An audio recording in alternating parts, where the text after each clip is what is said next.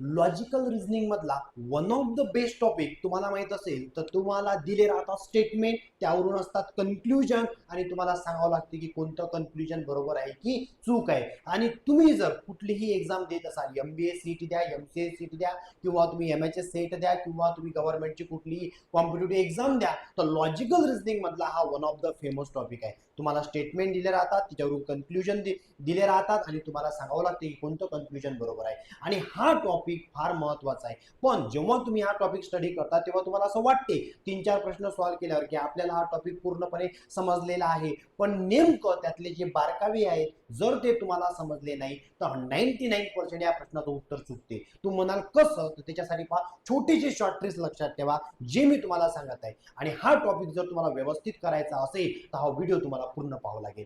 पहा आता इथं काय म्हणते. पहिला प्रश्न पहा, स्टेटमेंट 1 काय म्हणते, all tax payer are honest. All शब्द दिसला रे दिसला की समजून जायचं की मोठा सर्कल त्याच्या आतमध्ये छोटा सर्कल. काय all tax payer are honest म्हणजे याचं काय म्हणणं आहे की जे तुमचे टॅक्स पेयर आहे म्हणते ते टॅक्स पेयर काय आहे, टॅक्स पेयर आर ऑनेस्ट म्हणजे सगळे टॅक्स पेयर काय म्हणते, ऑनेस्ट आहे म्हणते. बरोबर आहे. मग तुमच्या लक्षात येईल काय, all tax payer are honest म्हणजे सर्व टॅक्स प्लेयर कसे आहेत, ऑनेस्ट आहे. म्हणजे टॅक्स प्लेयर कशाच्या आतमध्ये येतील, ऑनेस्टच्या आतमध्ये. सगळे टॅक्स प्लेयर ऑनेस्ट आहे. दुसरं स्टेटमेंट बघा काय म्हणते, ऑल स्टुडंट आर ऑनेस्ट. मग तुमच्या लक्षात येईल टॅक्स प्लेयर ऑनेस्ट आहे आणि स्टुडंट सुद्धा सगळे ऑनेस्ट आहे. म्हणजे काय करायला लागत त्याच्या आतमध्ये, हे तुम्हाला मी वेन डायग्राम मध्ये शिकवलेला आहे. याच्या आधीचा जो टॉपिक आहे वेन डायग्राम तो पण तुम्ही स्टडी करून घ्या, त्याच्यामध्ये हे पण तुम्हाला मी सांगितलेलं आहे. ओके. म्हणजे वेन डायग्राम वरचा प्रश्न जरी आला तुम्हाला तरी तुम्हाला ऑनलाईन मध्ये काय करता येते, तर तरी तुम्हाला हा जो आहे हा टॅक्स पेयर आणि सगळे स्टुडंट. कारण याचं काय म्हणणं आहे, सगळे स्टुडंट हे ऑनेस्ट आहे आणि सर्व टॅक्स पेयर ऑनेस्ट आहे. म्हणजे ते मोठ्या सर्कलच्या आतमध्ये हे दोघंही ऑल आहे. टॅक्स प्लेयर ही ऑल ऑनेस्ट आहे आणि स्टुडंट ऑल म्हटला म्हणजे मोठ्या सर्कलच्या आतमध्ये छोटा सर्कल. एवढं समजलं तुम्हाला. आता लक्षात घ्या, तुम्हाला टॅक्स पेयर आणि स्टुडंट बद्दल काहीच सांगितलं नाही आहे. मग आता मजा पाहायची आहे. पहिलं कन्क्लुजन काय म्हणते, some tax player are not honest. आता मला तुम्ही सांगा, तुम्ही म्हणता ऑल टॅक्स पेयर ऑनेस्ट आहे म्हणजे समचा तो विशेष नाही राहिला ना हो. All tax payer are honest आहे म्हणजे सम टॅक्स पेयर जे आहे नॉट ऑनेस्ट म्हणते. इथं नॉटचा विशेष नाही आहे. नॉट दिसला रे दिसला हे डायरेक्ट कटच करून टाकायचा. इथं नॉटचा विशेष नाही, समचा अर्थ सम होते आणि उलटही समचा अर्थ समच होतो.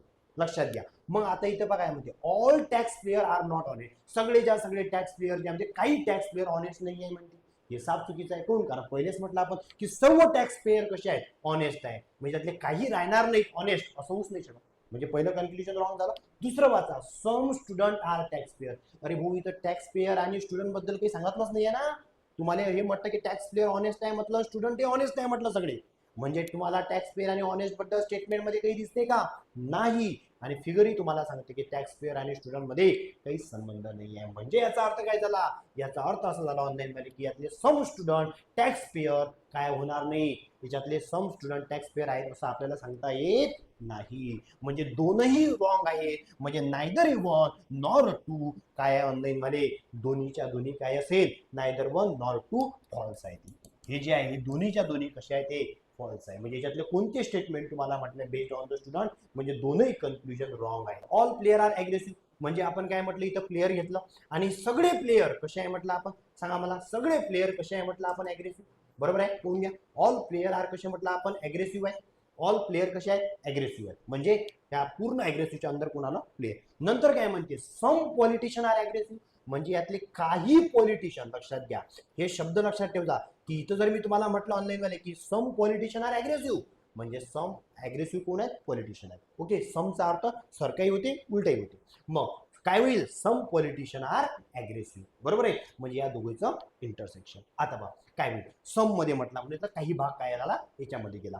आता पहिलं conclusion, some politician are not aggressive. आता मला सांगा, आताच शिकवलं मी तुम्हाला की नॉटचा अर्थ कधीच घ्यायचा नाही. म्हणजे आपण आपलं डोकं काय लावतो की आपण असं म्हटलं की जो अग्रेसिव्ह आहे बा, म्हणजे आपण काय म्हटलं, आपण म्हटलं की अग्रेसिव्ह म्हणजे आपल्याला काय वाटतं की सम पॉलिटिशियन आर अग्रेसिव्ह आहे म्हणजे उरलेले नॉट अग्रेसिव्ह आहे. असं होत नाही. आणि इथंच 99% जे विद्यार्थी आहे ते चुकी करतात की ते आपलं तिथं डोकं लावतात. आपलं डोकं नाही लावा लागत. त्यानं जे स्टेटमेंट दिलेलं आहे त्याच्यावरूनच जे उत्तर येईल तेच तुम्हाला काढायचं आहे. तिथं आपलं काहीच नाही चालत. समजून राहिलं तुम्हाला? म्हणजे आपण डोकं काय लावतो की काही पॉलिटिशियन अग्रेसिव्ह आहे म्हणजे उरलेले काय असं नॉट अग्रेसिव्ह. असं होत नाही आणि हीच चुकी 99% स्टुडंट करतात आणि ही चुकी तुम्हाला करायची नाही आहे. समजलं? म्हणजे जेव्हा तुम्ही माझ्या अंडरमध्ये शिकसा हे बारकावे जे आहे ते तुम्हाला शिकायला भेटतील माझ्या अंडरमध्ये. मग तुमच्या लक्षात येईल काय की काय म्हटलं मी की सम पॉलिटिशियन आर नॉट अग्रेसिव्ह, हे वाक्य चुकीचं आहे. बरोबर आहे. नॉट आपण आपल्या मनाने घेऊ शकत नाही.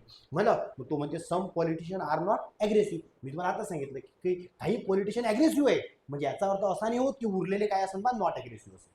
हे होत नाही म्हणजे हे वाक्य चुकीचं आहे. मग सम प्लेयर आर पॉलिटिशियन, प्लेयर बद्दल आणि पॉलिटिशियन बद्दल काही आपल्याला दिलंच नाही आणि प्लेयर आणि पॉलिटिशियन याच्यात काहीच संबंध नाही आहे. म्हणजे सम प्लेयर आर पॉलिटिशियन हे सुद्धा वाक्य कसे आहे रॉंग आहे. म्हणजे नायदर वन नॉट टू दोन्हीच्या दोन्ही वाक्य कसे आहेत हे दोन्हीच्या दोन्ही वाक्य ऑनलाईन मध्ये फॉल्स आहे. हे दोन्हीच्या दोन्ही वाक्य इथं चुकलेले आहे.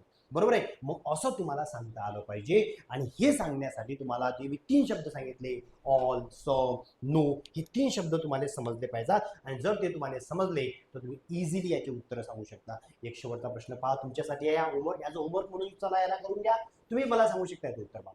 सम ॲनिमल आर इंटेलिजंट. हा फार सोपा प्रश्न आहे. काय म्हटलं आपण? सम ॲनिमल म्हणजे इथे ॲनिमल असं बरोबर आहे. इथं ॲनिमल असण आणि सम ॲनिमल आर काय असण इंटेलिजंट. इंटेलिजंट ऑनलाईन मध्ये काय असं इथं पाहून घ्या. तर मी तुम्हाला इथं म्हटलं की सम ॲनिमल आर इंटेलिजंट म्हणजे इंटेलिजंट कोण आहे तो ॲनिमल म्हणजे काही इंटेलिजंट ॲनिमल आहेत. समचा अर्थ सरका उलटा दोन्ही घ्यायचा झालं. मग इंटेलिजंट ॲनिमल आर मंकी. जे इंटेलिजंट ॲनिमल आहे आता मजा पहा कशी आहे. जे इंटेलिजंट ॲनिमल आहेत म्हणजे काही ॲनिमल इंटेलिजंट आहेत हे मान्य आहे. पण जे इंटेलिजंट ॲनिमल आहेत म्हणजे हा वाला भाग ऑनलाईन मध्ये हा समजलं का की जे इंटेलिजंट ॲनिमल आहेत ते मंकी आहेत. हा जरा वेगळा क्वेश्चन होता. बरोबर आहे. म्हणजे सम ॲनिमल इंटेलिजंट होते पण त्याचं जे जिथं इंटरसेक्शन झालं जे ॲनिमल इंटेलिजंटही आहेत जे ॲनिमलही आहेत इंटेलिजंटही आहेत तेच मंकी आहे. म्हणजे हा वाला भाग म्हणजे हा वाला भाग याच्यातही आहे आणि हा वाला भाग याच्यातही आहे. ठीक आहे. आता मग तुम्हाला याच्यावर उत्तर समजते. All monkey are intelligent obviously का कारण सगळे मंकी इंटेलिजंट मध्ये आहेत आणि सगळे मंकी ॲनिमलही आहेत. बरोबर आहे. म्हणजे यानं जरी म्हटलं ऑल मंकी आर इंटेलिजंट हे वाक्य अगदी बरोबर आहे. हे वाक्य अगदी बरोबर आहे. ऑल मंकी आर कसे आहेत इंटेलिजंट आहेत. ओके बरोबर आहे. सगळे मंकी इंटेलिजंट आहेत कारण हा पूर्ण भाग कशामध्ये येते इंटेलिजंट मध्ये पण येते. बरोबर आहे. मग हॉर्सेस आर इंटेलिजंट. हो इथं हॉर्सेस बद्दल काही सांगितलंच नाही आहे ना. इथं तुम्ही तुम्हाला स्टेटमेंट 2 मध्ये कुठे हॉर्सेस बद्दल सांगितलं का नाही. मग असं एखादं वाक्य देतात की ज्याचा काही संबंध नसतो इथं. मग इथं हॉर्सेस बद्दल काही सांगितलंच नाही म्हणजे हे वाक्य काय आहे फॉल्स आहे. म्हणजे यातलं काय बरोबर आहे मग याच्यातलं फक्त ओनली 1 बरोबर आहे. बस एवढं सोपं ऑनलाईन मध्ये हा टॉपिक आहे.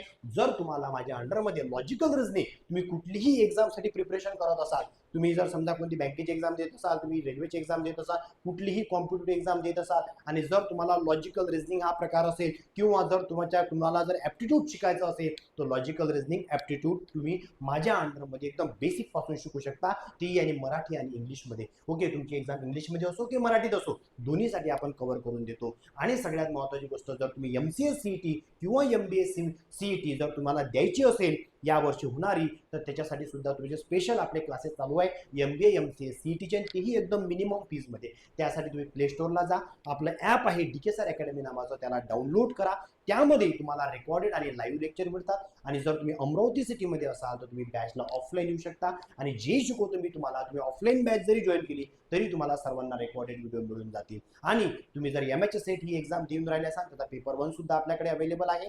आणि तुम्हाला जर चांगल्यानं जर स्टडी करायचं असेल हे जर लॉजिकल रिझनिंग ॲप्टिट्यूड जे तुमचं आहे जर ते तुम्हाला एकदम चांगल्यानं शिकायचं असेल तर निश्चितच तुम्ही माझ्याशी संपर्क करू शकता. खाली दिलेल्या नंबरवर तुम्ही संपर्क करू शकता. बाकी तुम्हाला जे काही फ्री व्हिडिओ आहे ते युट्यूबला आपले वेळोवेळी जे युट्यूबला आपलं चॅनल आहे DK सर अकॅडमी नावाचं त्याच्यावर तुम्हाला वेळोवेळी मिळत असतो. Okay thank you.